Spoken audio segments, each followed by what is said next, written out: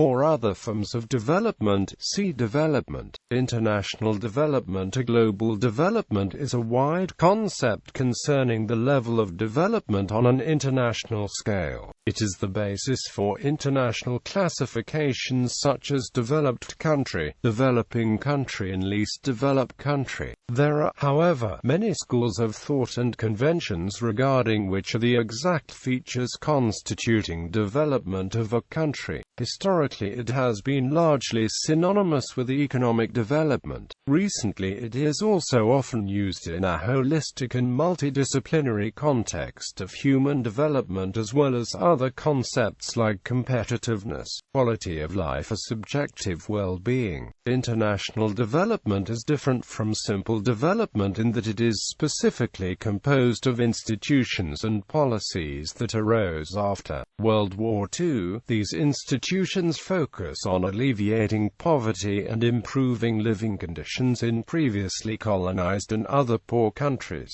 History. Although international relations and international trade have existed for many hundreds of years, it is only in the past century that international development theory emerged as a separate body of ideas. More specifically, it has been suggested that the theory and practice of development is inherently technocratic, and remains rooted in the high modernist period of political thought that existed in the immediate aftermath of the Second World War. Throughout the 20th century, before the concept of international development became a common word, 4 aspects were used to describe the idea: political and economic liberalism, and the significance of free markets; social evolution in extremely hierarchized environment; Marxist critiques of class and imperialism; anti-colonial take on cultural differences and national self-determination.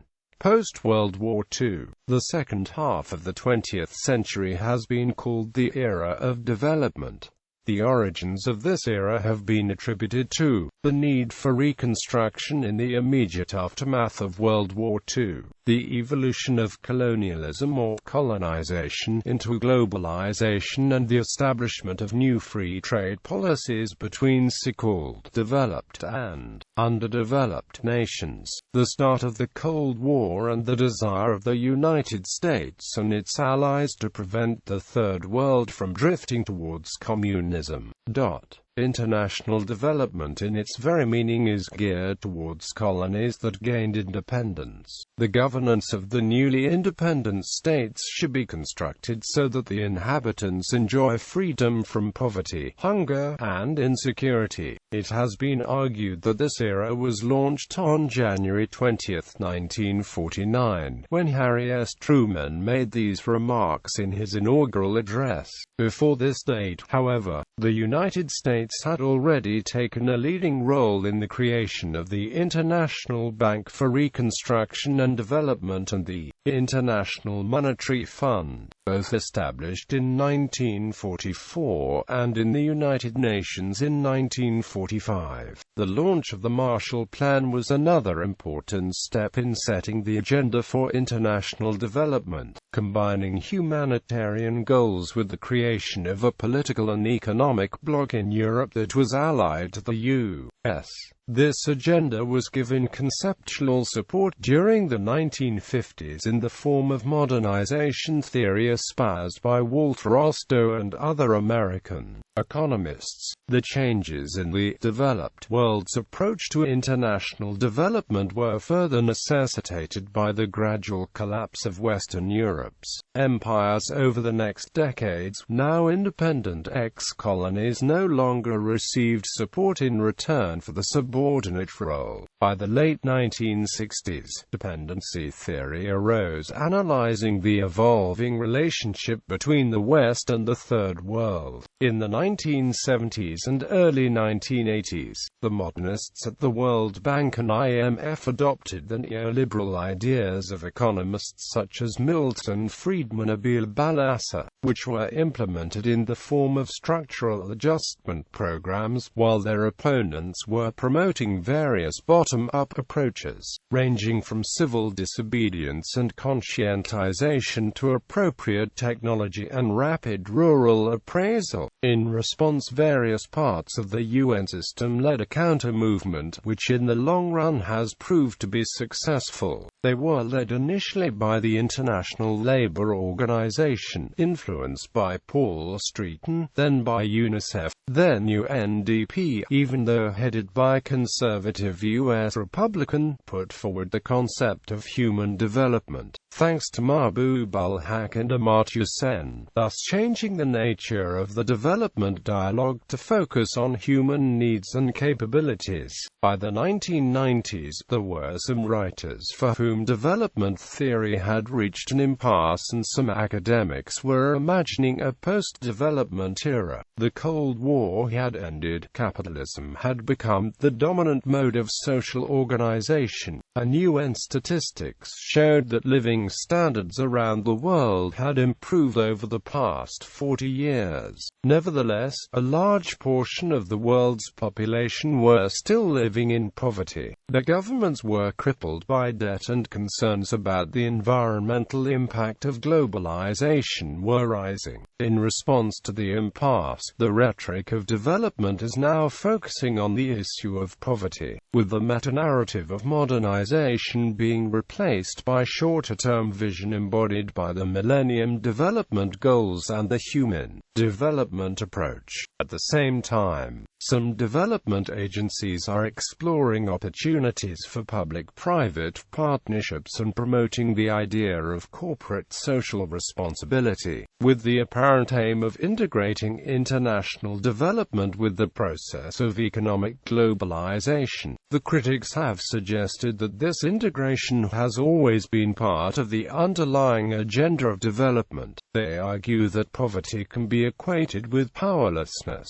and that the way to overcome poverty is through emancipatory social movements and civil society, not paternalistic aid programs or corporate charity. This approach is embraced by organizations such as the Gamelan Council, seeking to empower entrepreneurs. These criticisms have been somewhat addressed in the more embracing form of international integrated development, run on which the strategic development goals of the United Nations are based, and which aim to integrate institutional approaches to reduce overlap and conflicting objectives and to address the overall well-being of development recipients. While some critics have been debating the end of development, others have predicted a development revival as part of the war on terrorism. To date, however, there is limited evidence to support the notion that aid budgets are being used to counter Islamic fundamentalism in the same way that they were used 40 years ago to counter communism. Theories. There are a number of theories about how desirable change in society is best achieved. Such theories draw on a variety of social scientific disciplines and approaches,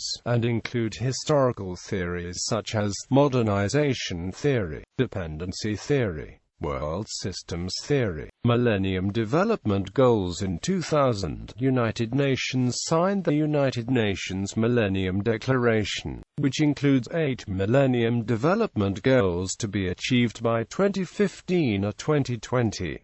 This represented the first time that a holistic strategy to meet the development needs of the world has been established, with measurable targets and defined indicators. Because the MDGs were agreed as global targets to be achieved by the global community, they are independent of, but by no means unrelated to, individual national interests. The goals imply that every state has a set of obligations to the world community to meet, and that other states who have achieved those goals have an obligation to help those who have not.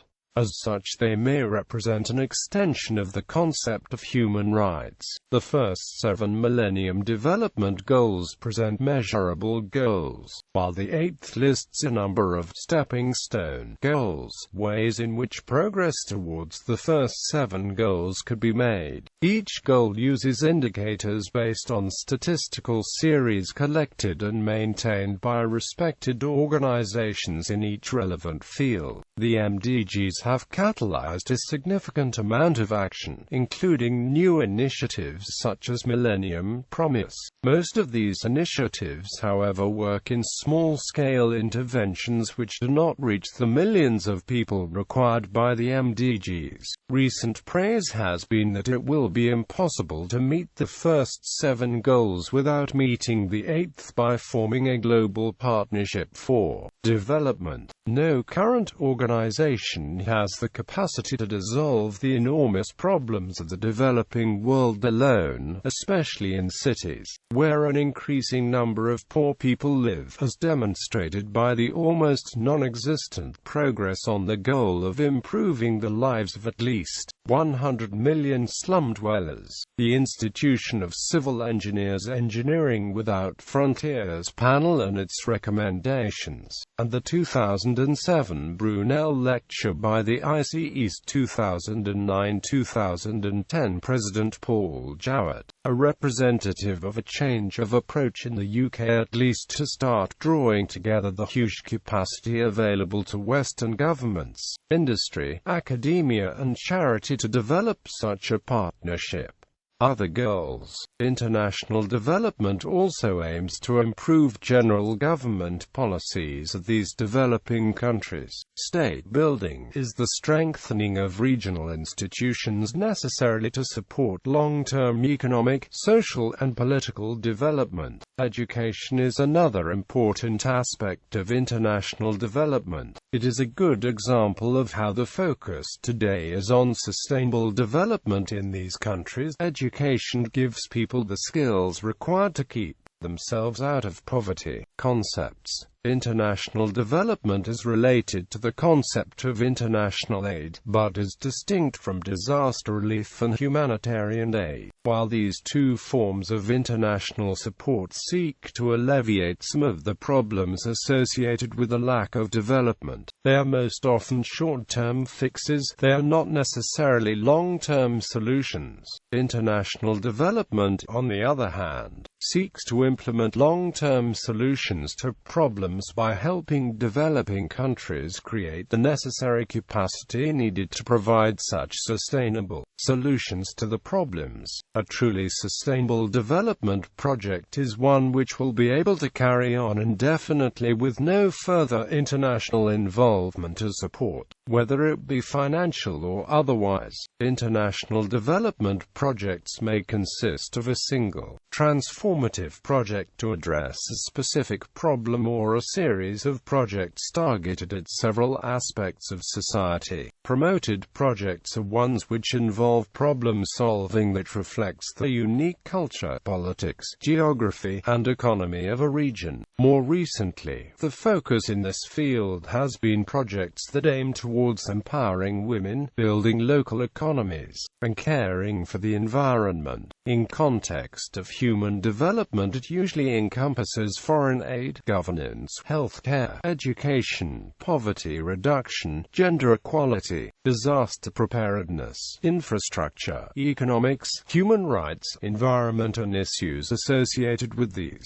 During recent decades, development thinking has shifted from modernization and structural adjustment programs to poverty reduction. Under the former system, poor countries were encouraged to undergo social and economical structural transformations as part of the development, creating industrialization and intentional industrial policy. Poverty reduction rejects this notion, consisting instead of direct budget support for social welfare programs that create macroeconomic stability leading to an increase in economic growth. The concept of poverty can apply to different circumstances depending on context. Poverty is the condition of lacking economic access to fundamental human needs such as food, shelter and safe drinking water. While some define poverty primarily in economic terms, others consider social and political arrangements also to be intrinsic, are often manifested in a lack of dignity. International economic inequality. International development institutions and international organizations such as the UN promote the realization of the fact that economic practices such as rapid globalization and certain aspects of international capitalism can lead to, and allegedly have led to, an economic divide between countries, sometimes called the North-South divide. Such organizations often make it a goal and to help reduce these divides by encouraging cooperation amongst the Global South and other practices and policies that can accomplish this.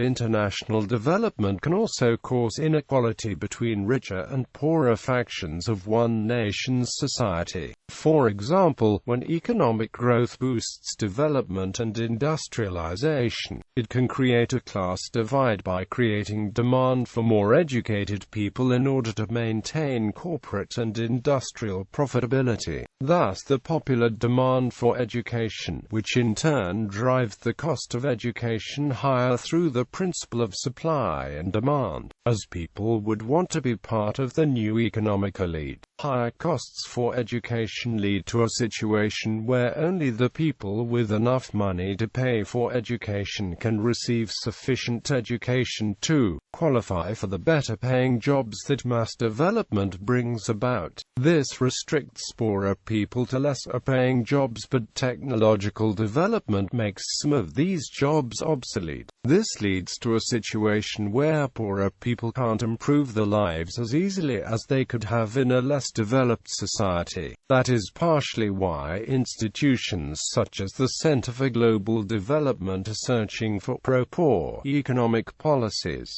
Dignity. Modern poverty reduction and development programs often have dignity as a central theme. Dignity is also a central theme of the Universal Declaration of Human Rights, the very first article of which starts with, "All human beings are born free and equal in dignity and rights." The concept of dignity in development has been extensively explored by many, and related to all of the development sectors. For example, in Development with Dignity, Amit Bhaduri argues that full employment with dignity for all is both important and possible in India, while the UN Millennium Project's Task Force on Water and Sanitation links the sector directly to dignity in the report Health, Dignity and Development, What Will It Take? The Asian Human Rights Commission released a statement in 2006 claiming that Humanizing Development Global Photography Campaign participation. The concept of participation is concerned with ensuring that the intended beneficiaries of development projects and programs are themselves involved in the planning and execution of those projects and programs. This is considered important as it empowers the recipients of development projects to influence and manage their own development, thereby removing any culture of dependency. It is widely considered to be one of the most important concepts in modern development theory. The UN System Network on Rural Development and Food Security describes participation as, local participants in development projects are often products of rural communities. This has led to efforts to design project planning and organizational development methods, such as participatory rural appraisal, which are accessible to non-literate people. Appropriateness. The concept of something being appropriate is concerned with ensuring that a development project or program is of the correct scale and technical level, and is culturally and socially suitable for its beneficiaries. This should not be confused with ensuring something is low technology. Cheaper basic. A project is appropriate if it is acceptable to its recipients and owners, economically affordable and sustainable in the context in which it is executed. For example, in a rural sub-Saharan community it may not be appropriate to provide a chlorinated and pumped water system because it cannot be maintained or controlled adequately. Simple hand pumps may be better, while in a big city in the same country it would be inappropriate to provide water with hand pumps, and the chlorinated system would be the correct response.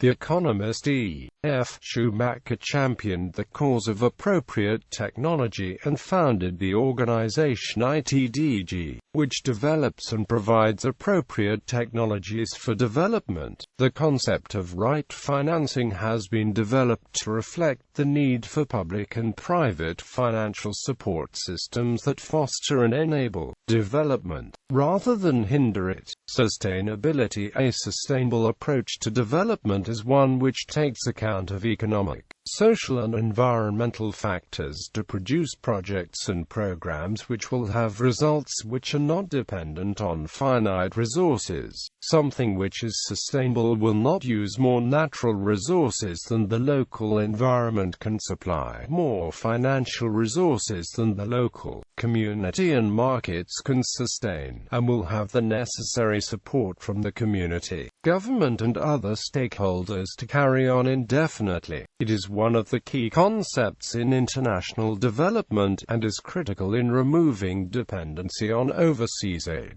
Capacity building. Capacity building for some is concerned with increasing the ability of the recipients of development projects to continue their future development alone, without external support. It is a parallel concept to sustainability, as it furthers the ability of a society to function independently of external factors. For others it has had a wider connotation for several decades. For example, the lead within the UN system for action and thinking in this area was given to UNDP, and it has offered guidance to its staff and governments on what was then called institution building since the early 1970s. This involved building up the ability of basic national organizations in areas such as civil aviation, meteorology, agriculture, health, nutrition to do the tasks well. All UN specialized agencies were supposed to be active in support of capacity building in the areas for which they were technically qualified, e.g., FAO for the rural sector and agriculture, WHO for health, etc. But they achieved mixed results. USAID, UK, DFID and some of the Nordic donors were also active in the area, as were some of the Soviet bloc countries, but the success of their efforts were affected by the perception that national political interests motivated their efforts. By 1991, the term had evolved and become capacity building. UNDP defined capacity building as the creation of an enabling environment with appropriate policy and legal frameworks, institutional development, including community participation, human resources development and strengthening of managerial systems, adding that UNDP recognizes that capacity building is a long-term, continuing process, in which all stakeholders participate. By 1995, the UN General Assembly had commissioned and received evaluations of the impact of the UN system's support for capacity building. These evaluations were carried out as part of the UN General Assembly's triennial policy review, during which it looks at and provides overall guidance of all UN system development activities. It remains a protean concept used by different agencies in different ways to serve the respective agendas. One essential element common to most serious organizations working in the field is that it covers much more than training. Rights-based approach. Rights-based approach to development has been adopted by many non-governmental organizations and the United Nations defines as the new approach to international development. Rights-based approach combines many different concepts of international development, such as capacity building, human rights, participation, and sustainability. The goal of the rights-based approach to development is to empower the rights holders, or the group that does not exercise full rights, and strengthen the capacity of the duty bearers, or the institution or government obligated to fill these rights.